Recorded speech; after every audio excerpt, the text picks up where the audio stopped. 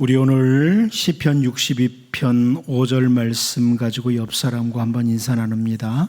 우리의 소망은 오직 하나님께 있습니다. 우리의 소망은 오직 하나님께 있습니다. 제가 2016년 5월 달부터 열왕기하를 여러분과 함께 살펴보기 시작했는데, 이제 오늘 열왕기하의 마지막 부분을 살펴보게 됐습니다. 그동안 열왕기상하를 살펴보면서 하나님의 백성이라고 하는 북쪽의 이스라엘 백성들과 남쪽의 유다 백성들이 하나님을 놓치고 하나님의 말씀을 떠나서 어둡고 암울한 길을 걸어가다가 북이스라엘은 아수르에 의해서 멸망을 당하고 남쪽 유다는 바벨론에 의해서 멸망을 당하는 것을 우리가 살펴보았습니다. 열왕기 기자가 이제 열왕기하의 마지막 부분에서 멸망당하고 포로가 되어서 끌려간 선택된 백성들, 전체 이스라엘 백성들에게 한 줄기 소망을 가질 수 있도록 하는 이 내용을 소개하면서 열왕기하를 마치는 것을 보게 됩니다. 한 줄기 소망을 주면서, 우리가 잘 아는 대로 다윗은 인생이 참 짧다고 설명을 했습니다. 인생은 참 짧다. 시편 39편 5절 말씀을 보면 주께서 나의 날을 한 뼘 길이만큼 되게 하심에 나의 일생이 주 앞에는 없는 것 같사오니 사람은 그가 든든히 서 있는 때에도 진실로 모두가 허사뿐이니이다. 이렇게 고백을 했습니다. 새번역 성경이 이렇게 번역해 줬어요. 주님께서 나에게 한 뼘 길이밖에 안 되는 날을 주셨으니 내 일생이 주님 앞에서는 없는 것이나 같습니다.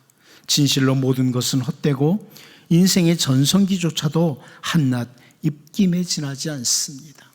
70년을 살아도 한 뼘 길이밖에 안 된다. 인생이 한 뼘 길이밖에 안 된다. 아무것도 없는 것 같은 인생이다. 그래서 인생의 전성기라고 할 때에도 입김과 같이 잠시 있다가 사라지는 것이 인생이다. 인생을 이렇게 평가를 합니다. 이어서 시편 39편 6절 말씀을 보면 진실로 각 사람은 그림자같이 다니고 헛된 일로 소란하며 재물을 쌓으나 누가 거들는지 알지 못하나이다. 다윗이 이렇게까지 표현을 합니다. 다윗의 시대뿐만 아니라 오늘 우리가 살고 있는 이 시대도 역시 참 사람들 보면 얼마나 분주하게 이리저리 다니고 늘 시간에 쫓겨서 사는지 모릅니다. 가끔 한 걸음 뒤로 물러서서 사람들을 이렇게 목사가 바라보고 있으면 마치 이 세상에 돈이나 벌려고 태어난 사람처럼 하나님을 놓치면서까지 돈을 모으려고 분주하기만 한 이런 사람들도 발견합니다. 그런데 다윗은 그런 모든 일이 다 헛된 일에 불과하다, 이렇게 표현을 해주는 겁니다. 여러분, 그렇다고 다윗이 허무주의에 빠진 게 아닙니다. 인생 허무하다, 허무주의에 빠져 있는 게 아닙니다. 다윗은 다음 절을 통해서 시편 39편 7절을 통해서 이렇게 고백을 합니다. 주여, 이제 내가 무엇을 바라리요? 나의 소망은 주께 있나이다. 나의 소망은 주께 있나이다. 여러분, 이 7절도 새번역 성경이 이렇게 번역해 줬어요. 그러므로 주님, 이제 내가 무엇을 바라겠습니까? 내 희망은 오직 주님뿐입니다. 정말 인생을 제대로 평가한 겁니다. 입김과 같은 인생, 잠시 있다가 사라지는 인생이지만 우리의 소망을 주님께 둘 수 있다. 한 사람 한 사람 개인의 인생에 있어서 소망이 오직 주님께 있기도 하지만 이스라엘이나 어떤 나라도 역시 그 소망이 오직 주님께 있다는 것을 우리는 본문을 통해서 확인할 수 있습니다. 개인뿐만 아니라 어떤 공동체, 나라도 하나님께 소망이 있다. 오늘 열왕기하의 마지막 부분을 같이 살펴보면서 우리 자신과 우리 가정, 우리 교회와 모든 나라의 진정한 소망은 오직 주님께 있음을 확인할 수 있기를 바라고, 주님을 더욱 의지하고 주님의 은혜와 능력 가운데 살아가는 복 있는 여러분과 여러분 가정 될 수 있기를 축복합니다. 우리 오늘 본문에서 첫 번째 볼 것은 뭐냐? 다윗과 맺은 약속은 어떻게 되는 것일까 하는 겁니다. 다윗과 맺은 약속은 어떻게 되는 것일까? 우리 본문 27절을 다시 한번 같이 읽어봅니다. 보겠습니다. 시작. 유다의 왕 여호야긴이 사로잡혀간 지 37년 곧 바벨론의 왕 에윌무로닥이 즉위한 원년 12월 그달 27일에 유다의 왕 여호야긴을 옥에서 내놓아 그 머리를 들게 하고. 여러분, 우리가 지난주까지 오늘 본문 앞부분까지 보았던 내용이 뭐예요? 북이스라엘뿐만 아니라 남쪽 유다까지 바빌로니아 제국에 의해서 멸망을 당하고 그달리아를 중심으로 그달리아가 총독이 되므로 새로운 공동체가 형성이 됐어요. 뭔가 희망이 보였어요. 유다에 한가닥 희망이 보였는데 그 그달리아라는 총독이 이스마엘에 의해서 죽임을 당하고 이 남은 유다 백성들이 애굽으로 도망을 간 겁니다. 약속의 땅, 젖과 꿀이 흐르는 땅에 살게 됐던 그 백성들이 이제는 약속의 땅을 떠나게 됐습니다. 이대로 유다까지 완전히 멸망당하고 마는 것일까? 모든 것이 끝난 것인가? 이런 생각이 들 수 있는 상황이죠. 북이스라엘, 남쪽 유다 다 멸망했어요. 포로가 됐어요. 그런데 우리는 이미 선지자 나단을 통해서 하나님께서 다윗 왕에게 주신 약속을 잘 압니다. 다윗 왕이 백향목으로 만든 궁에 탁 평안하게 거하게 되면서 나는 이렇게 좋은 궁궐에 살고 있는데 하나님을 위해서 성전을 건축해야 되지 않겠느냐? 하나님의 교회가 들에 있다. 이래서 다윗이 성전을 건축하고 싶었습니다. 그런데 하나님께서는 다윗아, 네가 아니야. 너는 안 되고 네 아들 솔로몬 때에 성전을 건축하도록 한다. 이렇게 말씀을 하시는 거예요. 그런데 그 말씀과 함께 약속을 주신 약속이 뭡니까? 네 아들 솔로몬과 그 모든 후손들이 계속해서 왕좌에 앉을 것이다.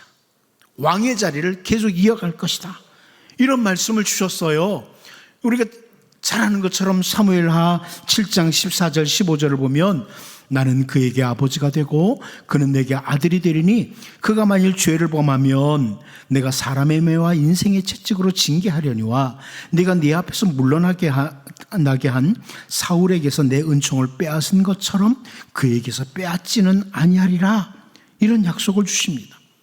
다윗의 아들 솔로몬이나 그 후손들이 죄를 범한다고 할지라도 사울에게서 왕의 자리를 빼앗은 것처럼 그렇게 하지 않고 계속해서 왕의 자리에 앉아있도록 하겠다. 왕좌에는 계속 내 후손들이 있게 하겠다. 그런데 채찍을 들어서라도 징계해서 똑바로 고쳐서 왕의 자리에 앉도록 하겠다. 약속을 주신 거죠. 이어서 다음 절 사무엘하 7장 16절을 보면 네 집과 네 나라가 내 앞에서 영원히 보존되고 네 왕위가 영원히 견고하리라 하셨다 하라. 이렇게 말씀을 하세요. 그러니까 다윗 왕의 후손들이 계속 왕좌에 있을 거라고 약속을 주셔서 이게 다윗과 맺은 약속이에요. 이 약속을 기억하고 있었던 유다 백성들 가운데 한 시편 기자가요, 세월이 흐른 후에 유다 나라가 굉장히 어려운 환경에 빠졌을 때 시편 89편 34절에서 36절을 보면 이런 표현을 하죠. 내 언약을 깨뜨리지 아니하고 내 입술에서 낸 것은 변하지 아니하리로다. 내가 나의 거룩함으로 한번 맹세하였은즉 다윗에게 거짓말을 하지 아니할 것이라. 그의 후손이 장구하고 그의 왕위는 해같이 내 앞에 항상 있으며. 하나님 이렇게 약속하셨잖아요. 하나님이 주신 언약은 깨뜨리지 않는다고, 다윗에게 거짓말하지 않는다고, 내 후손 다윗의 후손들이 영원히 있겠다고 하지 않았나요? 그런데 지금 유다 나라가 너무 위태롭습니다. 하나님 그 언약이 지금은 유다 나라의 무색한 상황입니다. 그러므로 하나님 유다 나라에 하나님의 인자하심과 성실하심을 베풀어 주십시오. 이렇게 기도한 게 시편 89편이에요. 시편 89편은 하나님 다윗과 맺은 약속을 따라 이 유다 나라를 회복시켜 달라고 기도하는 내용이에요.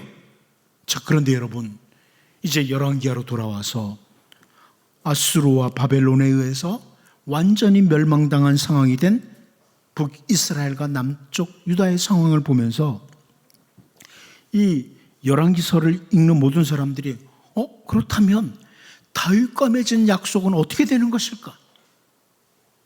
다윗에게 내 후손들이 계속 왕에 있을 거라고 그랬는데 지금 왕이 없잖아.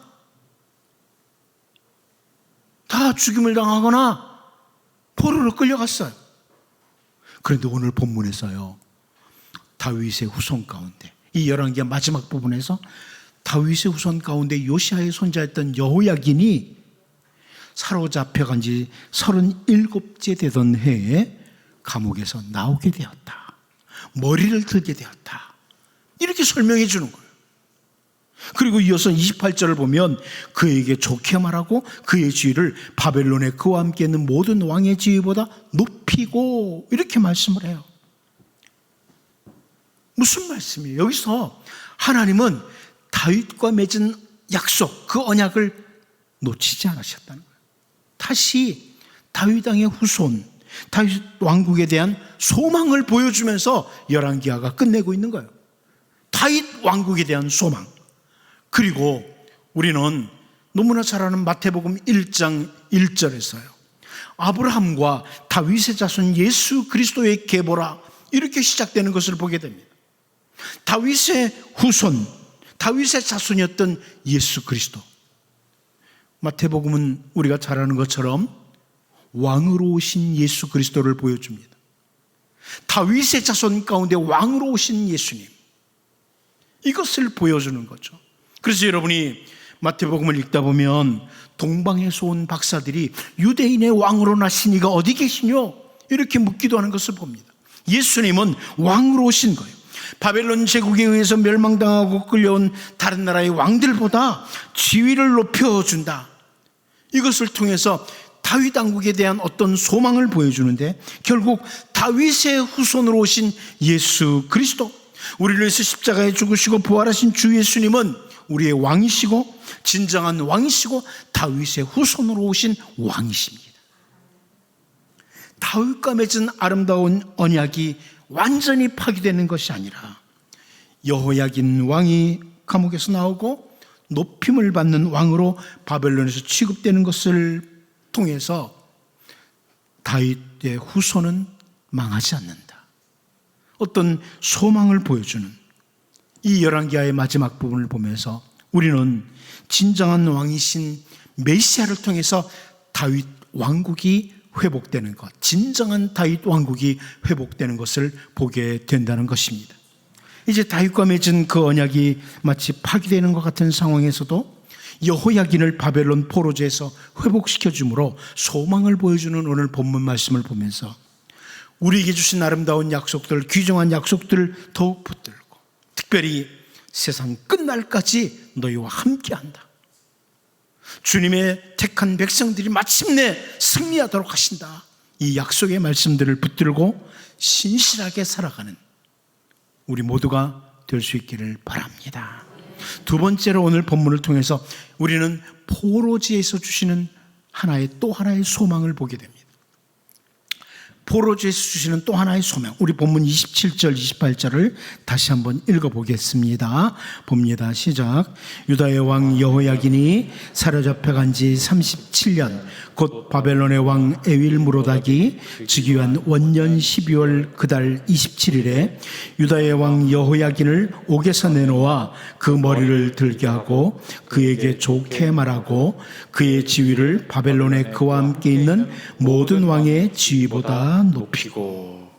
자, 포로가 되어서 끌려왔던, 바벨론으로 끌려왔던 유다 백성들에게 사실 열왕기상하가 처음 읽혀지게 되죠. 그러니까 학자들은 바라볼 때 이 열왕기상하는 그 바벨론 포로지에서 기록된 것으로 바라봅니다. 그러니까 바벨론 포로지에 끌려온 사람들이 이 열왕기상하를 처음 읽는 거예요. 첫 번째 독자예요. 근데 이 열왕기상하를 포로의 땅에서 읽으면서 이 포로로 끌려온 유다 백성들이 자기들이 왜 이렇게 포로의 땅에 끌려왔는지, 포로가 돼서 끌려왔는지를 분명하게 확인할 수 있어요. 우리가 그동안 쭉 살펴봐서 알지만, 왜 우리가 이 포로의 땅에 있느냐? 이 열왕기상하에서 확인할 수 있어요. 그런데 바로 오늘 본문, 유다의 여호야긴 왕이 끌려온 지 37년째 되는 해에 감옥에서 나오게 되고 지위가 다른 왕들보다 높아지는 것을 보면서 이들은 하나님을 향한 올바른 소망을 갖게 돼요. 막연한 소망이 아니라 하나님을 향한 올바른 소망을 갖게 되죠. 다윗에게 약속을 주신 그대로 그 후손을 비록 이방인의 땅에서라도 회복시키시는 하나님, 다른 왕들보다 왕의 지위를 높이신 하나님, 그 하나님은 이제 선지자 예레미야를 통해서 약속을 주신 대로, 그 약속대로 우리를 포로의 땅에서 약속의 땅으로 회복시키실 것이다. 이 소망을 갖게 되는 거예요. 다윗의 후손이 회복된다, 회복되는 걸 보면서 선지자 예레미야를 통해서 주신 회복의 말씀도, 약속의 말씀도 우리에게 임한다, 이걸 확인하게 되는 거예요. 예레미야 25장 11절 12절을 보면 일찍이 예레미야를 통해서 이렇게 예언을 해 주셨습니다. 이 모든 땅이 폐허가 되어 놀랄 일이 될 것이며 이 민족들은 70년 동안 바벨론의 왕을 섬기리라. 여호와의 말씀이니라. 70년이 끝나면 내가 바벨론의 왕과 그의 나라와 갈대아인의 땅을 그 죄악으로 말미암아 벌하여 영원히 폐허가 되게 하되, 이렇게 말씀을 하세요. 바벨론이 영원한 게 아니로구나. 그리고 나서 예레미야 29장 10절을 보면요, 여호와께서 이와 같이 말씀하시니라. 바벨론에서 70년이 차면 내가 너희를 돌보고 나의 선한 말을 너희에게 성취하여 너희를 이곳으로 돌아오게 하리라. 자, 선지자 예레미야를 통해서 하나님께서 약속의 말씀을 주신 걸 확인하게 되는 거죠.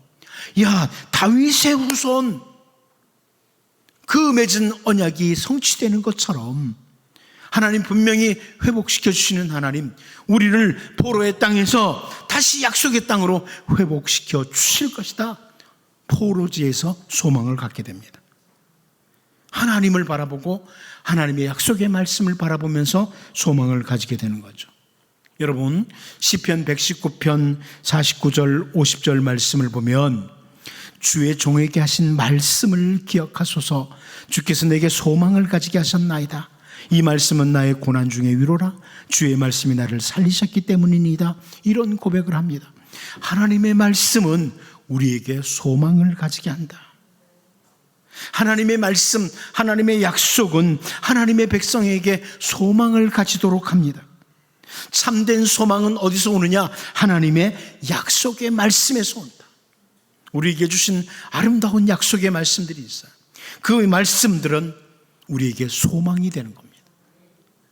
세상의 헛된 것들이 우리의 소망이 아니에요. 여러분, 사실 우리가 참 자주 이 대한민국에 살다 보니까 선거를 치릅니다마는 세상의 통치자들은요, 선거를 할 때마다 온갖 약속을 다 해요.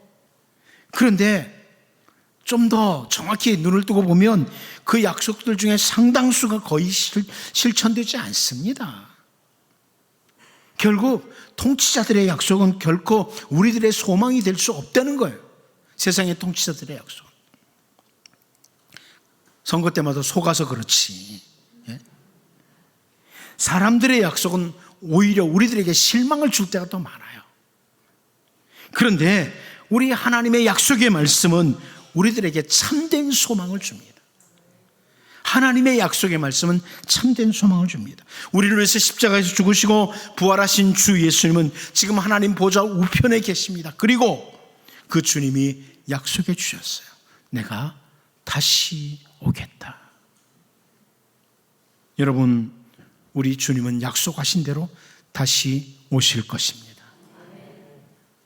여호야긴 왕이 노임을 받으며 다윗과 맺은 약속을 지키시는 하나님을 바라보면서 포로지에서 유다 백성들은 하나님의 약속에 대한 소망을 가지게 되고, 선지자 예레미야를 통해서 주신 그 약속대로 우리는 70년이 되면 돌아갈 거야, 소망을 가지게 됐던 것처럼, 여러분, 이 땅에 사는 동안에 주님의 말씀이, 주님의 약속의 말씀이 우리의 소망이 있기에 주님이 주신 아름다운 약속 붙들고 참된 소망 가운데 걸어가는 우리 모두가 될 수 있기를 바랍니다. 마지막 한 가지 더 봅니다. 오직 하나님의 은혜로입니다. 오직 하나님의 은혜로. 우리 본문 27절을 다시 한번 읽어볼까요? 다시 한번 보겠습니다. 시작. 유다의 왕 여호야긴이 사로잡혀간 지 37년 곧 바벨론의 왕 에윌므로닥이 즉위한 원년 12월 그달 27일에 유다의 왕 여호야긴을 옥에서 내놓아 그 머리를 들게 하고. 제가 27절만 봤습니다마는 오늘 본문 어디에서도 여호야긴 왕이 그 바벨론 포로의 땅에서 아주 훌륭한 모습으로 살았기 때문에 바벨론 왕이 여호야긴 왕을 옥에서 풀어주었다, 뭐 이런 내용, 혹은 다른 왕들보다 지위를 높게 해주는 이유가 되었다, 이런 내용이 없어요. 여호야긴이 훌륭했기 때문에 내주었다, 이런 말이 없어요. 뿐만 아니라 바벨론의 새로운 왕으로 등극한 에윌므로닥이라는 사람이 워낙 심성이 착해서 여호야긴에게 그렇게 했다, 이런 근거도 찾을 수가 없습니다. 우리는 이 오늘 본문의 말씀들의 행간을 통해서 아주 분명하게 읽을 수 있는 것이 있습니다. 그것은 철저하게 하나님의 은혜로라는 겁니다. 철저하게 하나님의 은혜로. 오직 하나님의 은혜로, 비록 포로지에 끌려가 있었지만 여호야긴 왕이 특별한 대우를 받게 됐다. 똑같은 포로인데 특별한 대우를 받게 됐다. 이것을 열왕기 기자가 기록해 주는 거예요. 행간을 통해서. 계속해서 하나님 앞에 범죄를 하고 우상 숭배의 죄에 깊이 빠진 남쪽과 북쪽의 유다와 이스라엘 백성들, 하나님의 특별한 선민이라는 사람들이 계속 범죄를 함으로 포로가 되어 끌려갔지만 그 상황에서도 하나님은 용서하시고 또다시 은혜를 베푸셨다. 이것을 확인시켜 주는 거죠. 이것을 포로지에 있는 유다 백성들이나 오늘 우리들이 이 세상에서 사는 동안에 확인할 수 있는 거예요. 그러면서 얼마나 하나님의 은혜가 필요한지, 세상에 살아가는 동안에 얼마나 은혜가 필요한지를 확인하게 돼요. 바울 사도는 이미 주 예수 그리스도의 은혜로 구원함을 받은 주님의 백성들을 축복하면서 한 예를 들면 에베소서 1장 1절 2절을 보면요, 하나님의 뜻으로 말미암아 그리스도 예수의 사도된 바울은 에베소에 있는 성도들과 그리스도 예수 안에 있는 신실한 자들에게 편지하노니 하나님 우리 아버지와 주 예수 그리스도로부터 은혜와 평강이 너희에게 있을지어다, 이렇게 축복을 합니다. 이미 그리스도 안에 있는 신실한 자들이에요. 이미 구원받은 자들이에요. 그런데 주 예수 그리스도로부터 임하는 은혜와 평강이 있기를 바란다. 이미 은혜를 받은 자들에게 또다시 은혜가 있고 평강이 있기를 바란다, 축복하는 내용입니다. 오늘 우리들도 바벨론 포로지에 있는 여호야긴 왕이나 백성들처럼 아무런 자격도 없고 공로도 없는데 주님의 은혜로 주님의 백성이 되었습니다. 하나님의 자녀가 되었습니다. 구원받은 자가 되었습니다. 그런데 지금까지도 은혜로 살았지만 우리에게는 오직 하나님의 은혜가 필요합니다. 앞으로 남은 생에 사는 동안 하나님의 은혜가 필요합니다. 우리의 인생의 참된 승리도 하나님의 은혜에 달려 있습니다. 여러분, 포로지에서 하나님의 은혜로 노임을 받는 여호야긴 왕, 그리고 장차 약속의 땅으로 돌아가게 될 유다 백성들을 보면서 우리가 여기까지도 하나님의 은혜로 왔지만 하나님, 제게 주어진 인생을 사는 동안 은혜가 필요합니다. 하나님의 은혜가 필요합니다. 은혜를 사모하고 갈망하면서 늘 하나님의 은혜 속에 강하게 되는 여러분과 여러분 가정이 되기를 주님의 이름으로 축복합니다. 기도합니다. 하나님 아버지, 다윗과 맺은 약속이 완전히 파기되는 것 같았지만 여호야긴 왕을 포로지에서 회복시켜 주시면서 다윗과 맺은 약속에 대한 소망을 보여주는 것을 보면서 하나님, 우리에게 주신 아름다운 약속들 언제나 붙들고 신실하게 살아가게 도와주시고 선지자를 통해 주신 약속의 말씀이 유다 백성들에게도 성취될 것을 소망하도록 하시 주시는 이 말씀을 보면서 언제나 아름다운 약속을 붙들고 살아가는 우리들이 될 수 있도록 주님 도와주시고 은혜로 여기까지 온 우리들에게 여전히 하나님의 은혜가 필요하다는 것을 우리가 알기에 하나님이 여기 사랑하는 모든 주의 자녀들에게 언제나 한량없는 은혜를 내려주셔서 은혜 속에 강하게 되는 모든 주의 백성들 되게 하여 주옵소서. 예수님의 이름으로 기도하옵나이다. 아멘.